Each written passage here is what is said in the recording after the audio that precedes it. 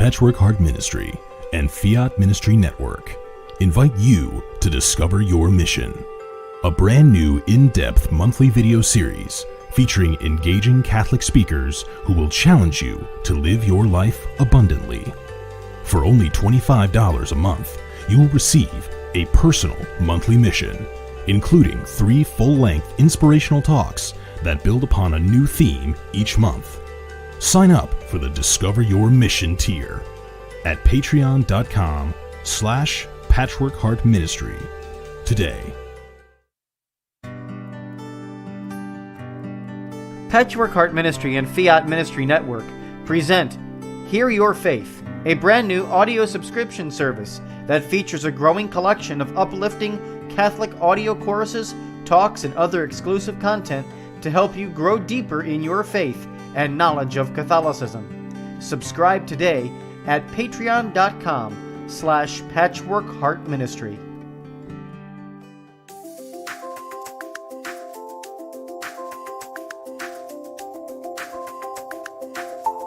Welcome to the Sowing Hope podcast. This is a show all about implanting hope in our hearts. I'm Bill Snyder, joined by my friend Ann DeSantis. We're glad you're here for our uplifting conversation about faith and how it sustains our hearts through all the seasons of life. Thanks for walking with us. And good evening, everybody, and welcome to the Sowing Hope podcast. I am Bill Snyder, and thank you so much for tuning in and listening, no matter how you're doing so. Thank you for being here this evening. As always, I am joined by my friend and co-host, Ann DeSantis. How are you this evening, Ann? Oh, I'm great. You know, June is my favorite month, so I couldn't be better.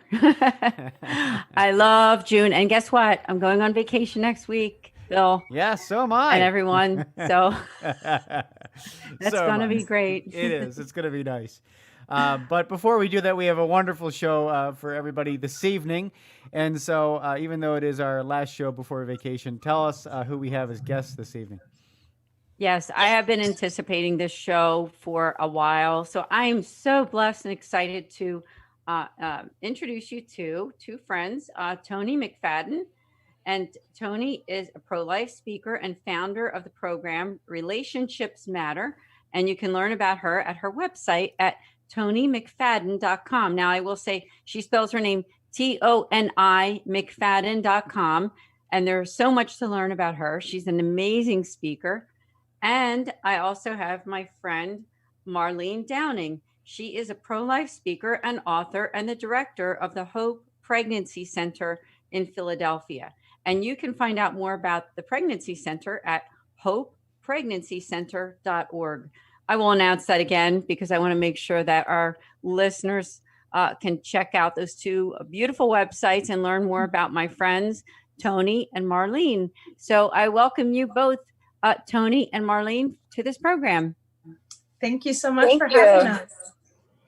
Yeah, we have so much to talk about because Bill and I and Marlene and Toni, we're all on the same page on this one topic, and more than one topic, but particularly this one is the pro-life message that every single life counts from conception until natural death. And my 2 friends here are very involved in the pro-life movement in Pennsylvania. So maybe we can start out with Toni, and you can tell us about your ministry and your story. Yes. So my ministry is called Relationships Matter, and it's kind of a twofold thing. I go into either youth groups or I talk to young adults and sometimes even parents, speak to parents on the importance of saving sex for marriage. And it's not just saving sex for marriage, but giving them these kids the tools of why it makes sense.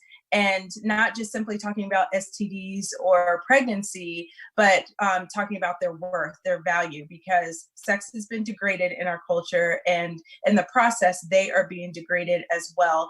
And so I'm trying to give them the tools to combat the culture, which is telling them the very opposite thing of what I'm telling them. So that's the Relationships Matter piece. I often speak on pro-life issues because I had an abortion when I was a senior in high school. And I realized back then that there was a strategic plan to not tell me all the information that I needed to know before I made that decision. There was information withheld from me. Never was I asked, are you sure you don't want to do this, or you have other options? I didn't know about fetal development, anything like that. I was given the RU486 pill, which right now, if you know, that is the big story right now through telehealth because of COVID. They're trying to mail these pills to girls right now. So that was very traumatic for me. My pills actually didn't work. There's 2 sets. The first set, it ends the life of the baby. It causes the baby to detach from the uterus, and basically the baby starves to death. And then 24 to 48 hours, you're told to take a second set of pills that will expose the baby. My pills didn't work until 2 months afterwards while I was in school. And I was so uneducated about how these were supposed to work that I probably could have died because of the hemorrhaging that I experienced. And I kind of stuffed all that down and tried to move on, but it was affecting me in so many other areas of my life that I didn't even realize. Long story short, I became a believer about 4 years after that. And I started working for a crisis pregnancy center and would speak to kids even then on saving sex for marriage. And I would share my story and how I was waiting for marriage. And I waited 8 years before my husband came into my life. The beautiful part about my husband is that he was the same boy I had the abortion with 10 years prior. And he had gotten saved on his own through his own journey. And God told him to come back to me to apologize for just breaking up with me, literally the day after we had the abortion. And he came back to apologize, and neither of us knew we were both believers. And, you know, lo and behold, we got married, and now we have 4 beautiful children. So I'm very passionate about people seeing healing because I've walked through and I've seen God do that. What a beautiful story. Thank you. And that was a quick version. Yeah. Yeah.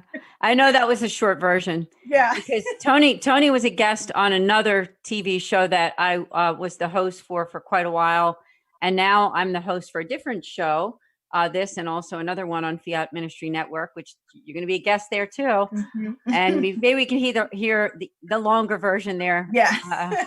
On that one. Be glad to tell so much to talk about. So amazing. And how about you, Marlene? Maybe we can be introduced to you and also what you do and anything that you would like to share with our listeners. Absolutely. So I am the director of the Hope Pregnancy Center.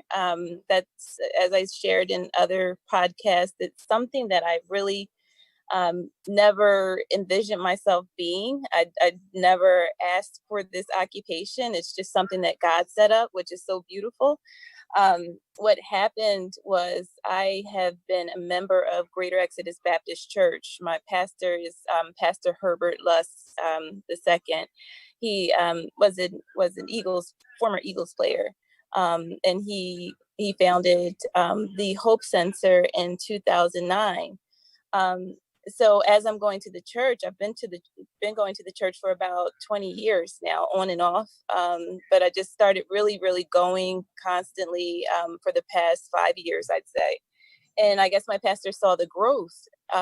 So there is a gentleman by the name of Pastor Childress, who is also a speaker in the video, the Black Maafa, and he has a pro-life march every year from our church. We march from our church, Greater Exodus Baptist Church on Broad and Fairmount, to Center City Hall in Philadelphia. And each and every year, I've heard about this march, and I said I need to go because I myself have had an abortion, actually 2.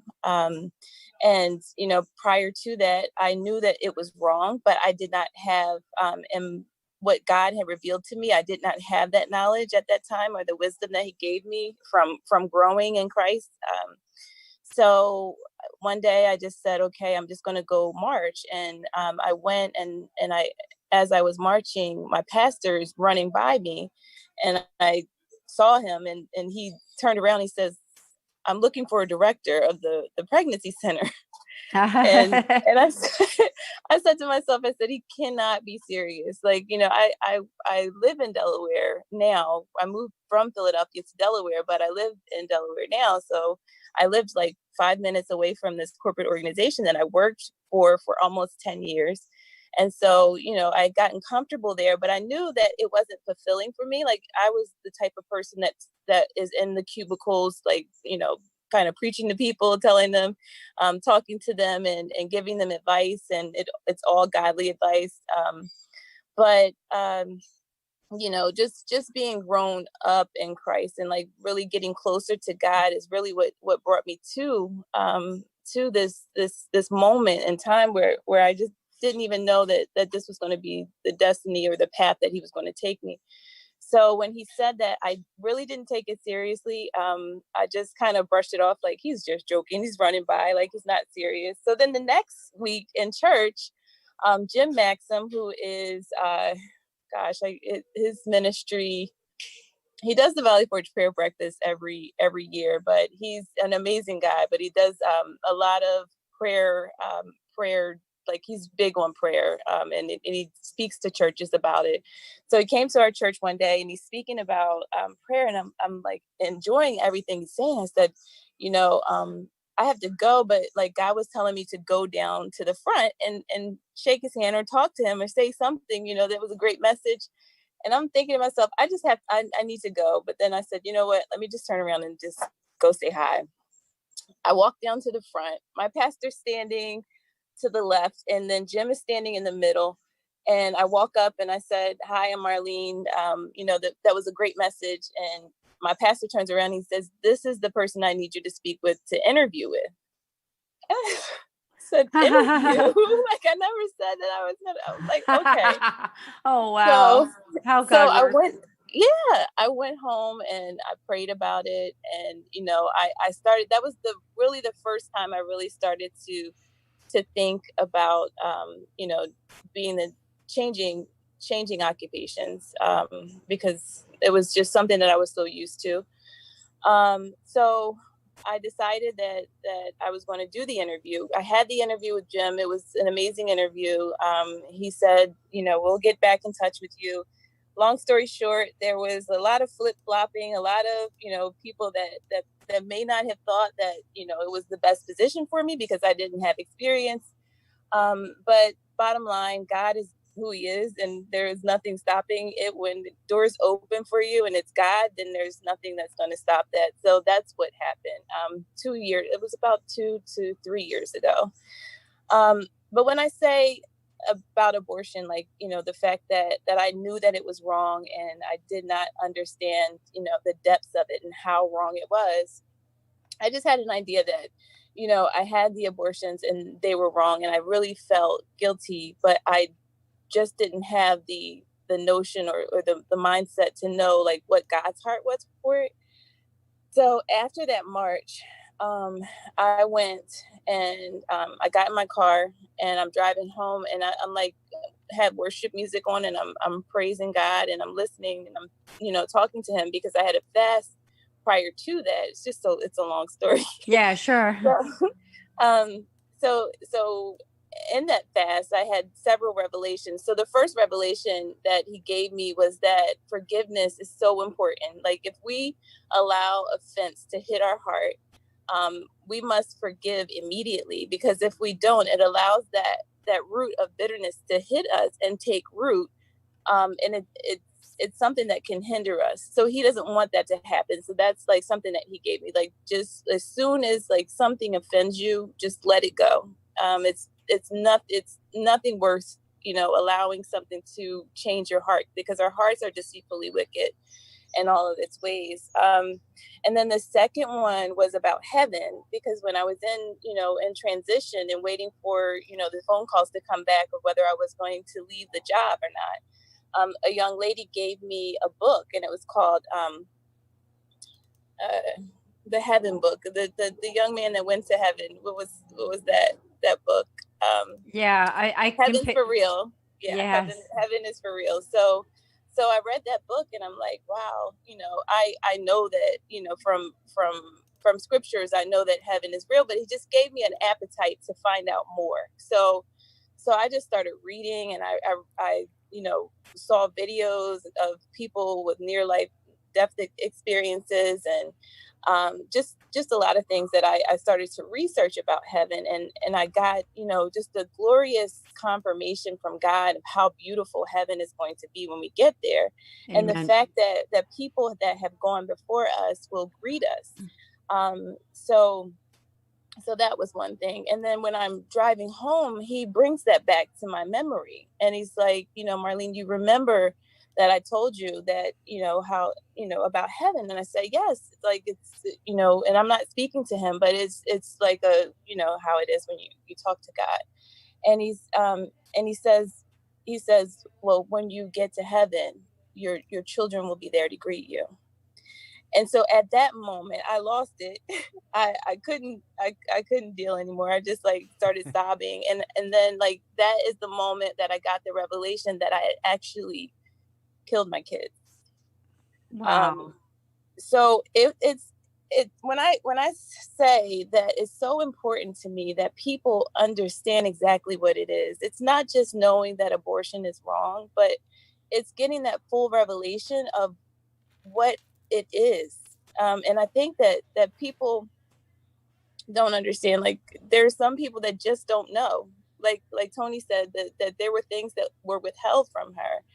And a lot of times in our communities, it's just shown as a procedure. It's not that you're killing or taking a life, but that is exactly what it is. It's murder.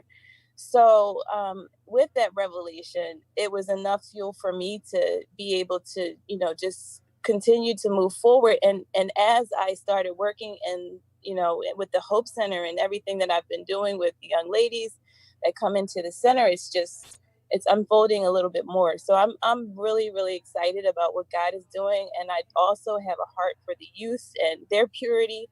I just think it's so important to the pro-life movement to be able to speak to that, because that is where it starts. So that's the short of it. Just awesome. Yeah. Thank you both. Thank you both so much for your,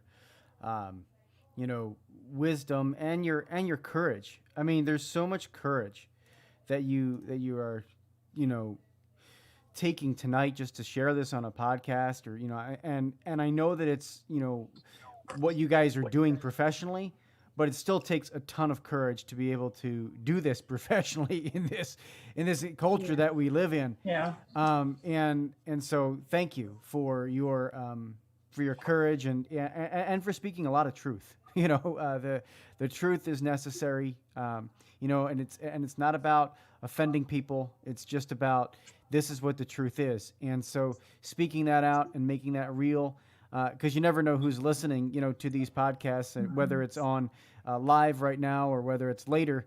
The Holy Spirit is making divine appointments with people, and so thank you so much. I thank you too, and really, I believe that God designed for this podcast this evening, as both of you were brought into my life, and the invitation was there to share. Now, we've been through so much as a country with COVID-19 over the last, several months.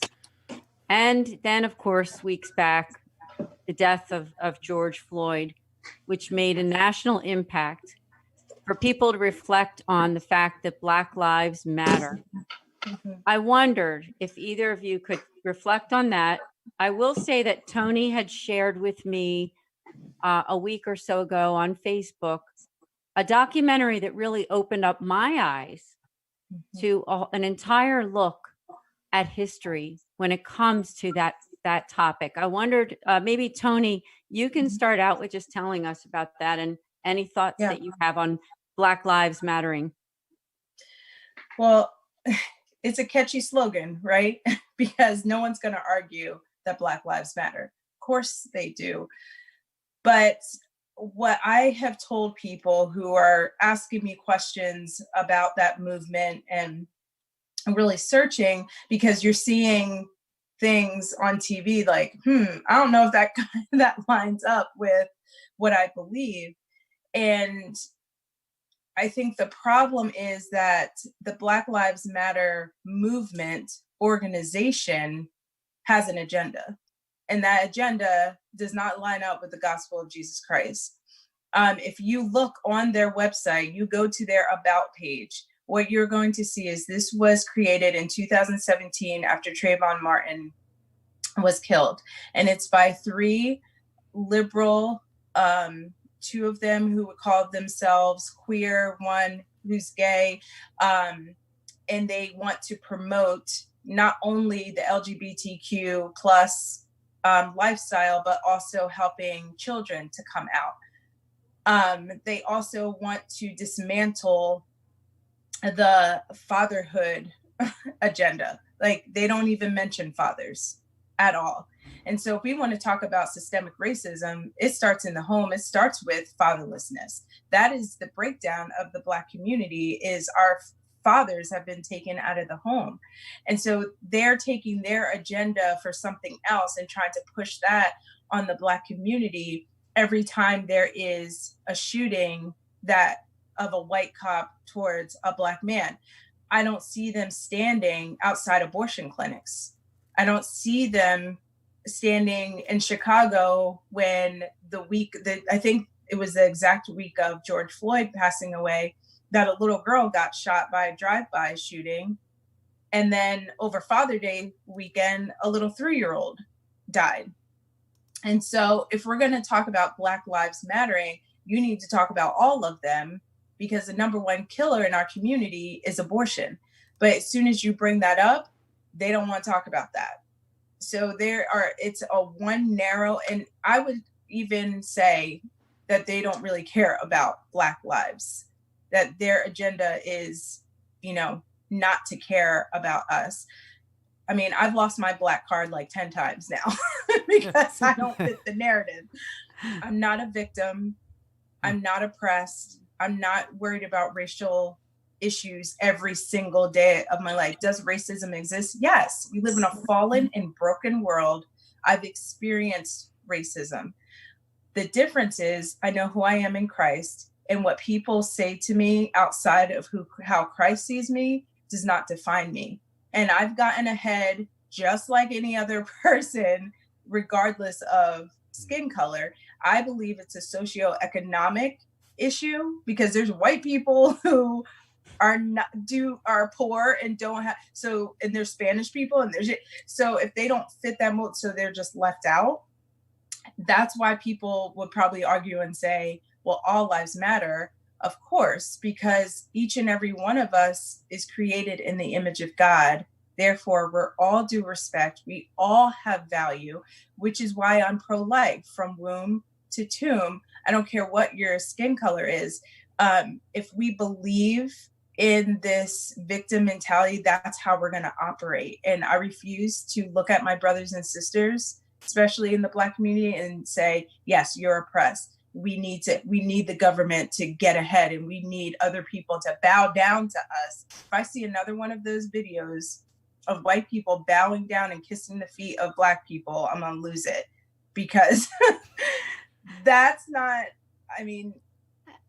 heartbreaking to me, that I have white people afraid to say anything or feel like they can't be white or ashamed that they're white. I'm like, you can't change your skin color. Right. Yeah. God made you perfectly. If you have some racism in your heart, you need to repent and move on. If you really have to, that's a heart issue that you can't just look at one race and say, you're all racist because of this, or you can't do it. We're all unique. We all have different things to add, and not all Black people are the same either. We're unique too, and we're coming from different backgrounds as well. And so I believe that the Black Lives Matter movement is not for Black people. I do not believe that is their agenda. because if it was, they would be consistent in all areas. Thank you so much for sharing. And I wonder if you could just take maybe a minute or two or more, whatever you feel, because the documentary that you shared a couple weeks ago, where can they find that? It was eye-opening to me. I didn't know a lot of those facts. And also, Toni, just thank you so much for expressing yourself so clearly there in what you just said, because You're welcome. I know that people may or may not know that are just popping on this podcast now is that both Toni McFadden and Marlene Downing are women of color, and they are very pro-life. They do believe, and as you said, womb to tomb, and are they know that Black lives matter, but they also know that there's a dignity in every human life, and I know that you're really trying to promote that in every way. So what's that documentary? So the documentary is called Maafa 21, MAAFA 21. You can watch it on YouTube.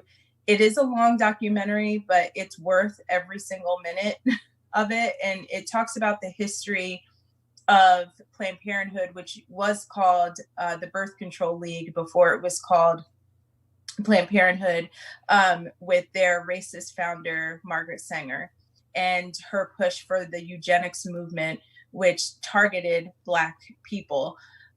This was because after the Civil War, they couldn't send Blacks back to Africa. And so they wanted to create a positive eugenics, if there is such a thing. But that was actually for white people to have as many babies as possible to outnumber the Blacks.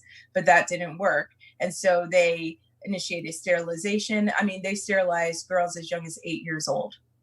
And then it was the push of, abortion, obviously 75, and that's still happening today in their target, because 75 to 80% of abortion clinics are in the inner city in low income areas. And that's not just because it's designed that way. And so this documentary really breaks down the history of Planned Parenthood and how there is a Black genocide happening. Just in 2010, more babies were aborted, or no, that was 2019 in New York City, more Black babies were aborted than born alive. Wow. And if we, right now, I think we make up like 13% of the population. Women have about close to 40% of the abortions, which, I mean, if we get to 10%, we're not going to have a race. That's how important it is that we need to be talking about this Black genocide, because it is still happening, and Planned Parenthood has convinced Black women to do it themselves under the altar of choice and, your body, your choice, and making this seem like it's normal, and they're killing us. So that is what that documentary reveals, and it's very well done and has a lot of shows you where it's all coming from letters that Margaret Sanger wrote to other people and the people behind the whole eugenics movement, and it's very eye-opening and alarming. Yeah, I would say so too, and I do plan on sharing that on my Facebook. So you can even keep an eye on Ann DeSantis on Facebook or one of the related sites there, because I couldn't stop watching this show, and it was so well done. And, there's a tie even to the Holocaust and Adolf Hitler and his relationship with the eugenics movement, which eventually became Planned Parenthood. So keep that in mind for those who are listening. And it went back further than that. And it was just fascinating. Yeah. So turning to you, Marlene, I wondered now, we talked about Black Lives Matter with Toni. I wondered if you had some thoughts there. I do. So I was actually watching the Maafa, I can't pronounce it, Maafa 21. And as I was watching it was almost like my whole being and my soul just began to feel oppressed. And I felt the hurt and the shame of the Black people and what we've been throughout the ages. just even, way back. But one thing that has always been in my spirit is, and God does speak to me, and it's that, yes, it is about the elitists. It's not so much of a race issue that we're dealing with. We're dealing with a good versus evil issue that has been, it's ancient, and it's something that we have to really recognize that the enemy can use anything. So he's used racism over the years to cause this division, so that we could continue to have a fight, and this is the fight that we're dealing with.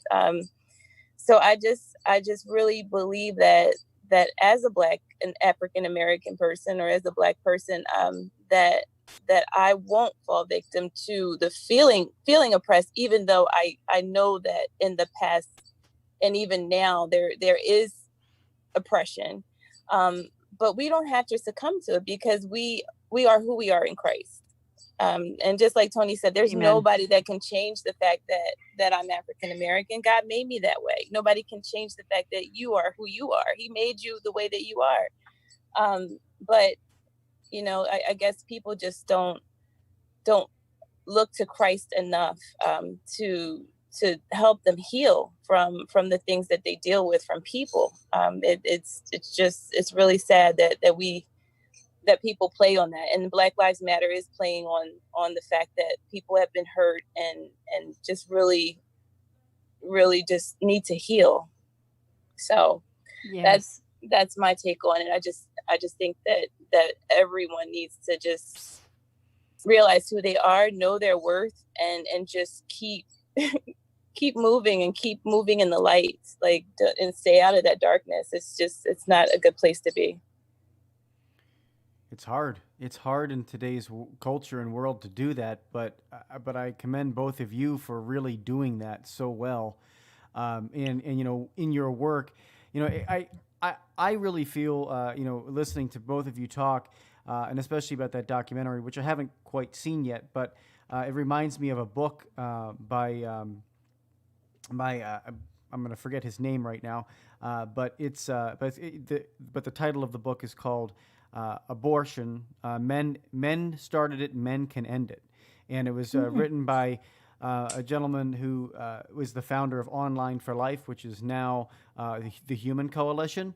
And so if you his first name's Brian, but I'm blanking on his last name. But anyway, if you read that book as well, it exactly talks about what you're talking about, the eugenics movement, how it was geared toward, creating a, pure race, or whatever they want, whatever they want to call it. That's what this was geared toward, and it goes through the whole history. And so, having an understanding about, who is attacking you. I think that's a large piece of it. You have to know your enemy. You have to know your enemy in order to defeat the enemy. And as you talked about, it's definitely the powers and principalities. This is a good versus evil issue, but still the agents that are doing this, the agents that are impacting this are so important to recognize where it's coming from, that it's historical, that it's not just, popped up in the last, 5 years and this is something new. No, this is a calculated, coordinated effort over a very, very long time. And so we have to be able to fight that fight very well and be armed with knowledge. So I encourage readers and listeners to really go ahead and get these books, watch these documentaries, educate yourself a little bit, and know who's out there, who's attacking you, and who's attacking your future. Because that's really what it comes down to is, and it's not just, Black lives. It's not just white lives. It's not just Hispanic lives. It's all lives. And it's a way of life that's being attacked, which is the Christian way of life. I agree with you there, Bill, for sure. And, there's just so much to unpack here, so much to unpack. So I appreciate it from both of you, your experience, your thoughts on Black Lives Matter. Now, we're also in an election year, where we're always praying as pro-life people that people's eyes will open up, and politically and through our justice system, that we will see some changes there. Not that we need to get into who to vote for, but I wondered if you can talk about, each of you, maybe the importance of voting for candidates that will elect justices that will represent life. Maybe Toni, we can start with you.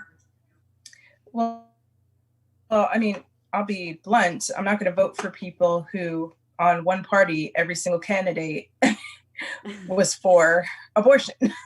Yes. And if you haven't heard, Joe Biden was just, what's the word I'm looking for? Not promoted, but Planned Parenthood endorsed Joe Biden. Oh, so, okay, so my vote's definitely not going there, and I'm still Black. Because, you know, he says, obviously I'm not, and I don't know who I'm voting for. But that's the beauty of living in America, is that I can make my own decisions based off of my values and my morals. And obviously, President Trump is not perfect, but a lot of his policies I do agree with. And he has done a lot for the Black community, like the historical Black colleges and the unemployment rate. And he's not just talking about trying to get our vote, he's actually demonstrating through his actions. And that's the thing that I look for when he says promises, that he's going to keep his promises. I've seen that over time happen. And so, I mean, I don't like to box myself in and say I like just saying I'm conservative. And just being able to be there at the March for Life and seeing him speak there, the first ever president to speak at a March for Life, was amazing. And that felt historical to me, that he would do that. And I know a lot of people would say, oh, he just wants to vote, but he has taken money from Planned Parenthood. Do I want him to take more from them? Yes. I know that he has surrounded him. And I say this to my kids. I say, who you surround yourself with tells a lot about who you are. And I like the people that he surrounds himself with. So on that end, he's my only option. I'm not going to vote for. I'm not telling people who to vote for, Yes. But for me personally, Right. I understand. I am a one issue voter, because if babies in the womb don't have rights, no one has rights. So I don't mind being a one issue voter. Yeah, and I think it was good to talk about that, because not so much that on any program, you know, Patchwork Heart Ministry is a nonprofit that does not endorse candidates. Obviously, it's just the way that it is. But at the same time, we can talk about the issues and talk about the importance of the pro-life, right, and how important that is. So I thank you for sharing that. Marlene, do you have any thoughts? Absolutely. If I were president, I would not be standing with Planned Parenthood. And I know that I am a person that is about Jesus. Like I'm all about God, and I'm just all about his will. So I would want that for America. And I believe that I've seen that, you know, with Trump, that he's not afraid to just speak his mind on how he feels about Jesus and about his faith and about pro-life. And that's important, because there's a lot of people that just are looking for money. They're looking to go towards an agenda, just, you know, because they don't want they want to conform. I don't need somebody to conform, because America needs to change, period. So yeah, thank you both for sharing. Yeah, no, it's wonderful to be able to, you know, talk openly and candidly about these issues. And, you know, it's difficult at times to, you know, just talk openly about what we believe. And I think a lot of times when we as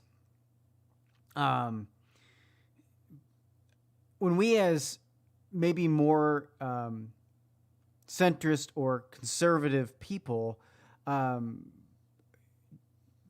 an opinion, it is kept to ourselves. Whereas I remember a few years ago, it was actually Clint Eastwood was talking about that. Clint Eastwood, of all people, was talking about that.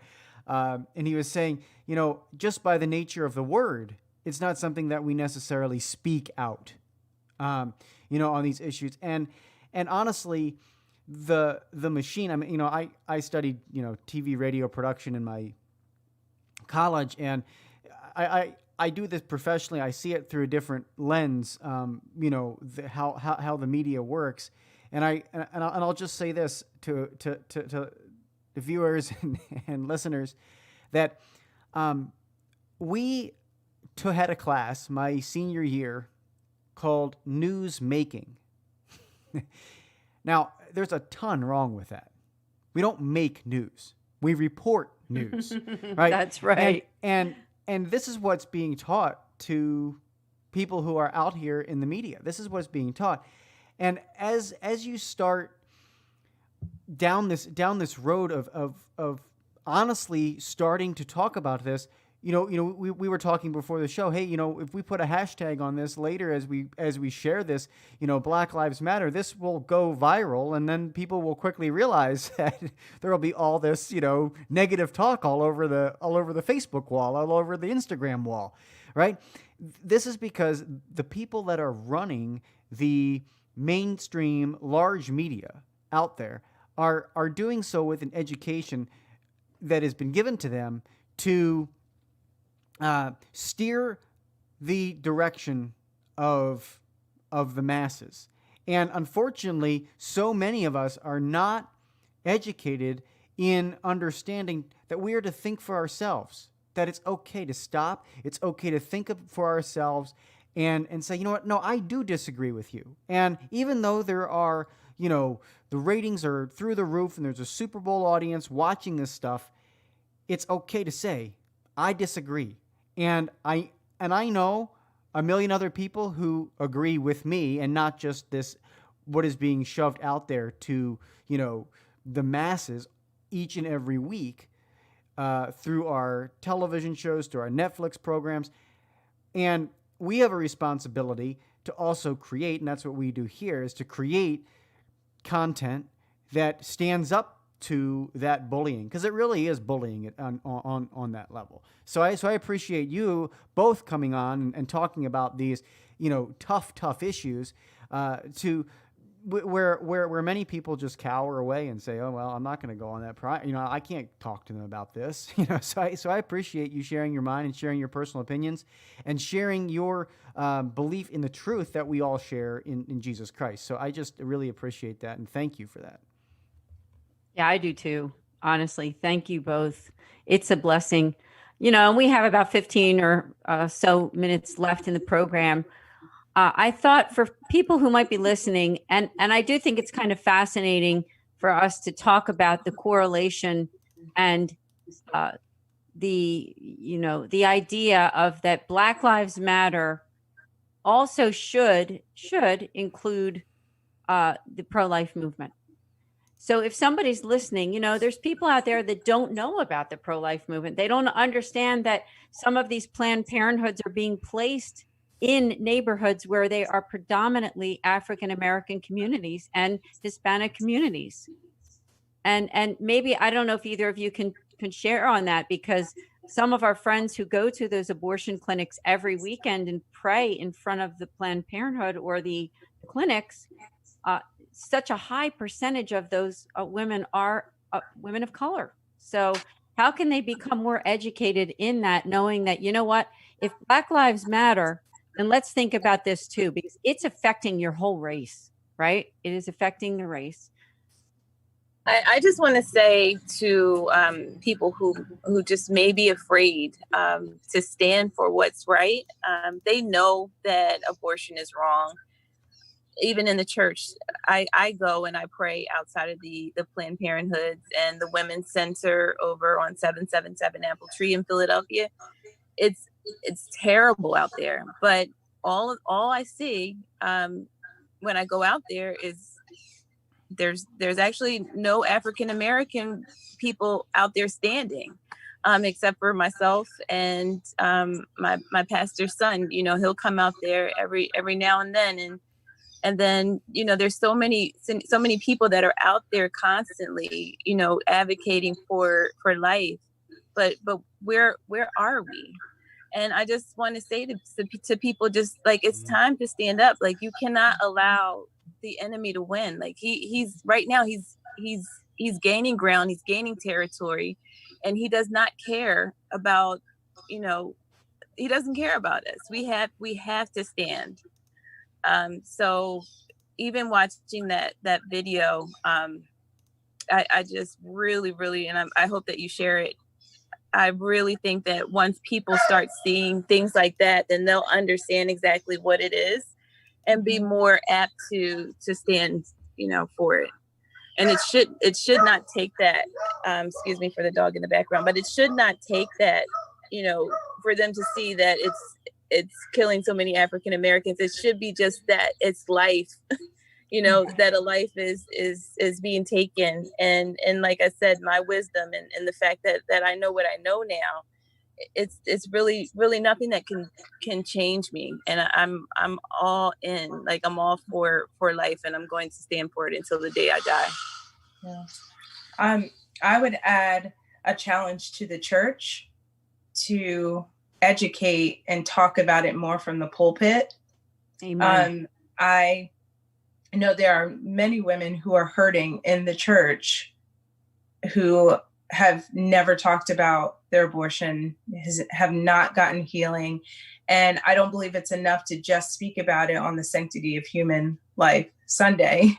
I know personally for myself, when I had my abortion, or after I became a believer, I didn't tell anyone for almost 3 years because I thought that was the one thing Christians weren't going to forgive me for.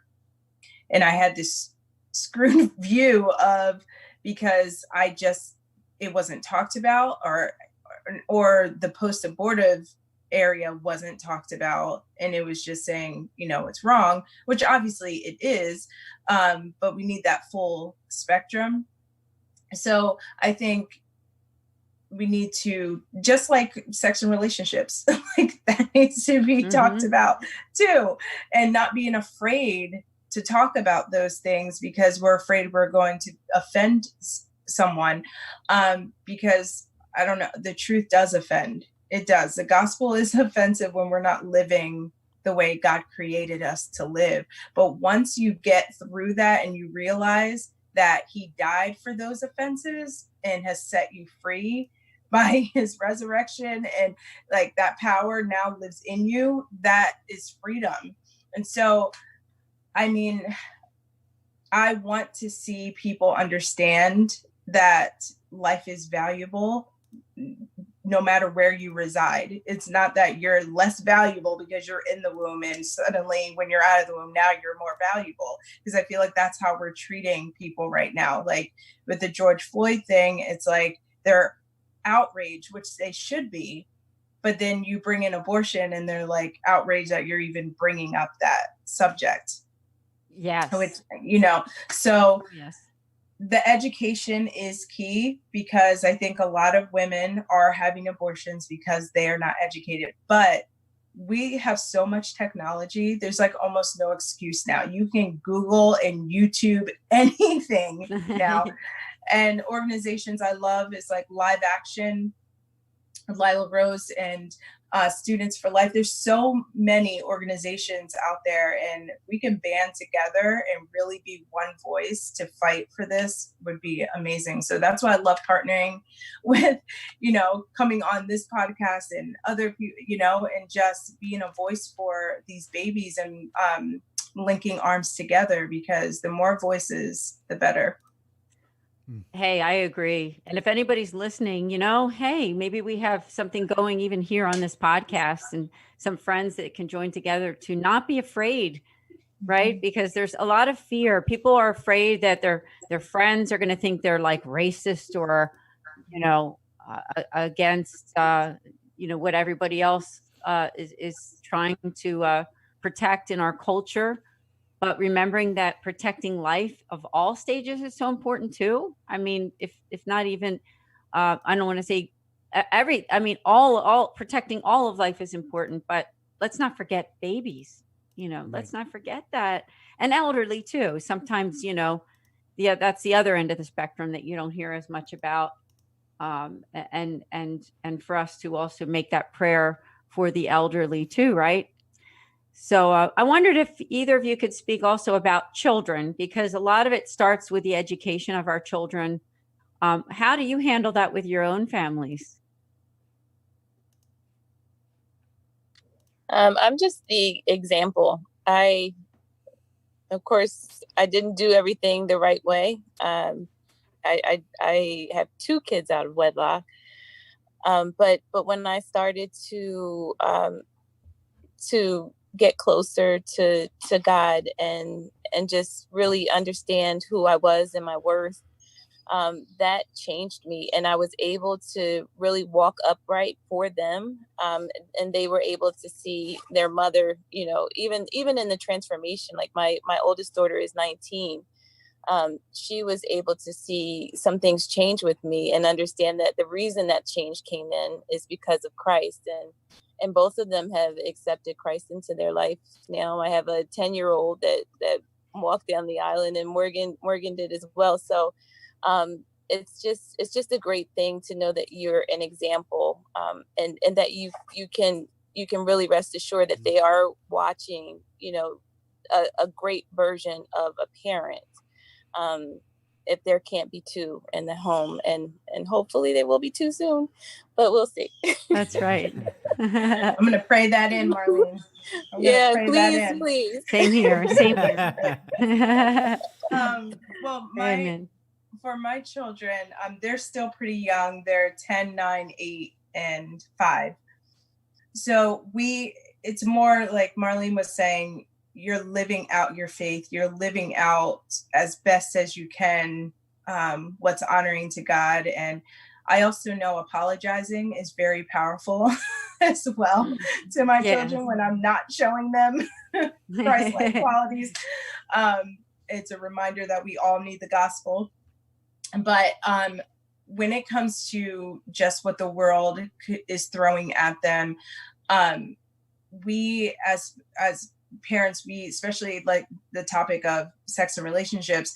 Obviously, we haven't talked to them specifically about that, but we want it to be an ongoing conversation, and we are working hard to create a level of trust with them so that they could ask us anything about, and we're not going to freak out. Sometimes I have to freak out like later, but you put the because sometimes they just come up with questions. You're like, I wasn't prepared for that. And I'll just like, okay, well, we're going to come back to that. And so then I'll talk to my husband and we'll, figure it out. But, we want it to be an ongoing conversation with them, and establishing that level of trust where they know they can come to us at any time with any kind of question. And it's kind of, you got to know your kids and to kind of know what they're ready for and what they're not. And because each of my kids are very unique, and my 8-year-old girl is very, very mature for her age, more mature than my 10-year-old boy. And there are just things that she's very curious about, and not anything like crazy, but that's just the kind of character she has that God's developed in her, and that she's asked a lot of questions about everything. She needs to figure out, how does this work? How does this work? So, but I think trust is huge, and giving them the freedom so that they're not asking their friends who know just as much as they do, that they're going to come to us. And so that's what we're working hard to do right now, because they're young, and hopefully that will carry on when they're, a little bit older. But praying that God gives us opportunities and that we're aware of those when they come along. So, but parenting is hard. Yeah. Yes. Job ever. Amen. Amen. Yeah.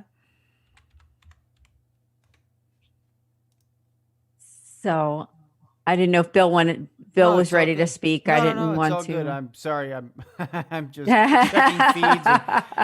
It's one of those things that you're running the show too. I think you guys are spot on though. I don't have children, so I cannot speak into that realm of possibility yet. My wife and I do not have children yet, so but we just got married about 8 months ago. So of August the 24th of 2019. So whatever that is, eight months ago. So we don't have children yet, but it's certainly something that we consider talking about how to raise our children and how are we going to teach them respect and love. And so absolutely. I mean, there are so many different opportunities as future parents to I think reach into your child, and I think you guys have laid out great models of parenthood for many people. So that's a wonderful thing. Great way to challenge parents to live up to and talk about tough issues.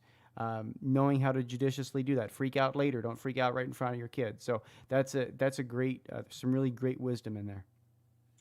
Truly it is. And what a blessing. I also have good news for those who are listening on this podcast is that both Toni McFadden and Marlene Downing will be guests on my online TV show, Journeys in Faith with Ann DeSantis on Fiat Ministry Network.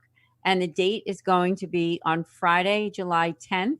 At 8:30 p.m. Eastern Time. It will be a Facebook Live event, and it'll be a podcast also on Patchwork Heart Ministry. So that will be an exciting thing for us to look forward to, and maybe we can expand on some of the things that we talked about tonight. So that's going to be great. And also, if I could, since we are headed toward the end of the program, I do want to remind everyone of their websites and how you can get in touch with Toni McFadden and Marlene Downing. Toni's website again is ToniMcFadden.com, ToniMcFadden.com. She's a pro-life speaker and the founder of the program called Relationships Matter. So I would invite you to check it out because she's a fabulous speaker. And also we have Marlene Downing. Marlene is the pro-life speaker and the author and the director of the Hope Pregnancy Center in Philadelphia. The website is hopepregnancycenters.org. And they're both very active in pro-life community. So what a blessing to us. Wondered if both of you had some final words before we end.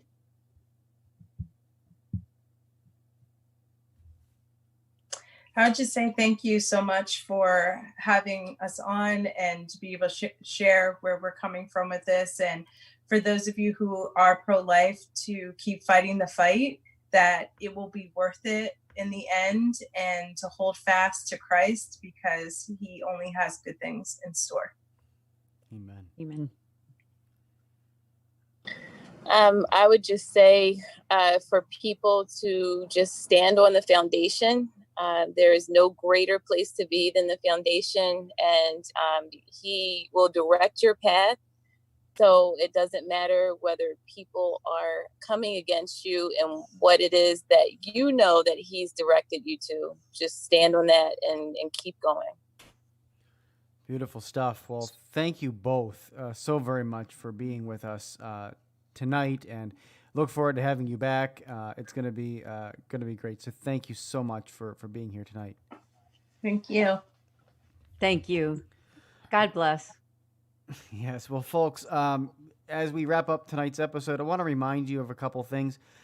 First of all, head over to our both of our websites, which are andysantis.com and patchworkheart.org. And, share this podcast with a friend. If you're listening to it right now, just hit that share button, especially on YouTube. Hit the share and then hit the like button. And ring the little bell to subscribe to our YouTube channel as well. That's always helpful. Helps us get the word out to more and more people.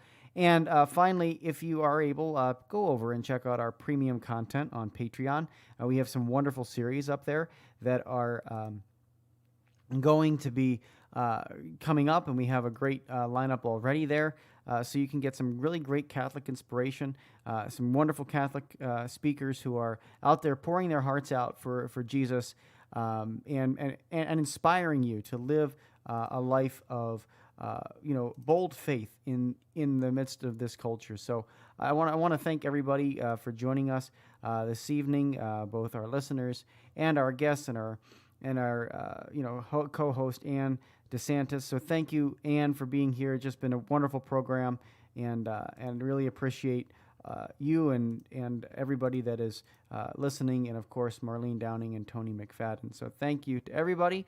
Until next time, I guess we got a couple recorded episodes, right, Ann, coming your way next week? We got 2 recorded episodes coming your way because both of us are on vacation, right? Yeah, we're both on vacation next week.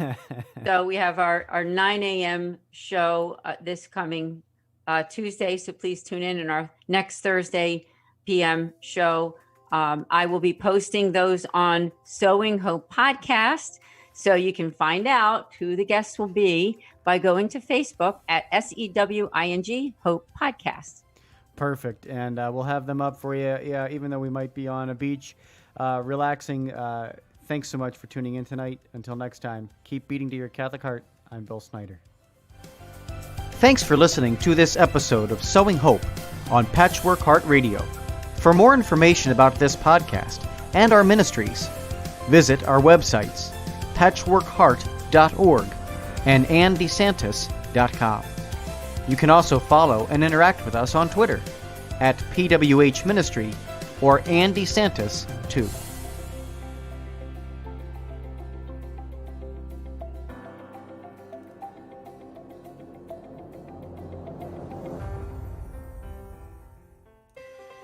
Patchwork Heart Ministry and Fiat Ministry Network invite you to discover your mission. A brand new in-depth monthly video series featuring engaging Catholic speakers who will challenge you to live your life abundantly.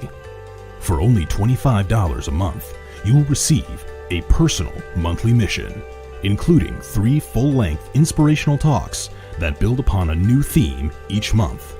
Sign up for the Discover Your Mission tier at patreon.com/patchworkheartministry today.